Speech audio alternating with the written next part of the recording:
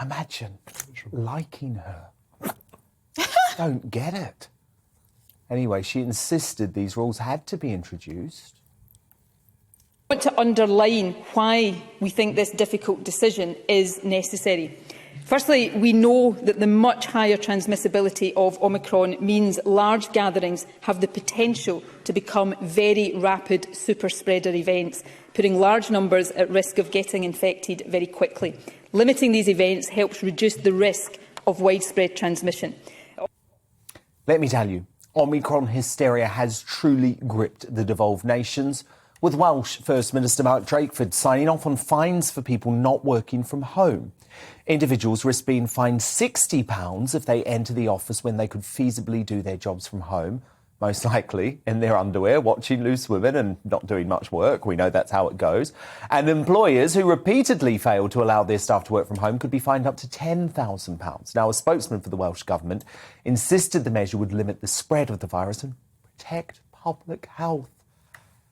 Calvin Robinson, I literally feel like Drakeford and Sturgeon are drunk on power. What I don't understand is why the fine Scottish people, the fine Welsh people are accepting this. Because in the case of the Scots, Calvin, this is Sturgeon essentially killing off the pub. It's extraordinary. You're right, but who's saying they are accepting it? The problem with our democratic process is we won't get a say for another 3 or 4 years. So we won't get to battle against them. And without any opposition fighting our corner as the lowly people, without anyone holding them to account, as Esther said, who's going to do the job of democracy for us? Esther, it is astonishing that it's now going to be illegal in Scotland to walk up to a bar to order a drink. I genuinely thought we were past this nonsensical rubbish. I'm going to say something that may or may not be a bit controversial. I don't think the COVID powers should extend to the devolved powers.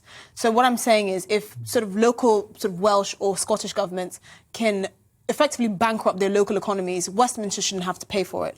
COVID policy should have been blanket, which means we should have given people in Scotland and Wales a chance. It should have been a national... Because the thing is, it's a national burden, right? All the debt we're taking on is a national burden. All the repercussions from destroying businesses, which is effectively what she's doing in Scotland, is a national problem. Everything that's going on in Wales... She doesn't care, does she? She doesn't care, but she shouldn't have that power. I mean, Esther, are you almost going as far to saying, believe me, I have suggested this before, so I don't think it's controversial.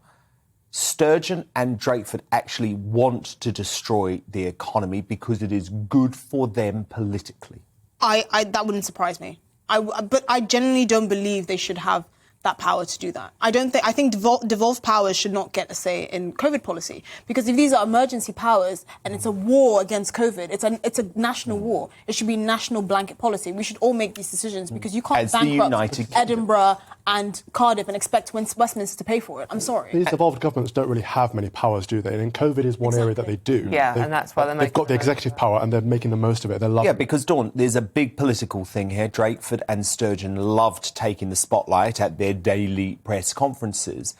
But the thing is, Dawn, actually, I just get so frustrated. I get so frustrated because I can't see how enforcing these sort of draconian restrictions on a population can increase their popularity. I don't get it. I don't understand it either. I mean, I think there are people that have been so terrified by the deliberate anxiety policies that we've had that they really are just willing to go along with everything now and believing everything they're told. And they're competing, aren't they? That's the issue. So Boris does something. It actually doesn't matter how far Boris goes. No. You know Sturgeon and Drakeford are always going to go one step further. It really is a competition to the bottom, isn't it, with these two? It's incredible. Pathetic. You know, Dan, of all the mad things I've heard over the past 21 months, the maddest today came out of Wales, where Drakeford is going to literally fine people for going to work. £60. But can you see how unenforceable that is? Because you could tie it up in the courts. If you got fined for going to work, right, you could make an argument that, I don't know, there's too much noise in your house. And if you can't prove that, you could say, oh, it affected my mental health. And the courts will be tied up with this crap.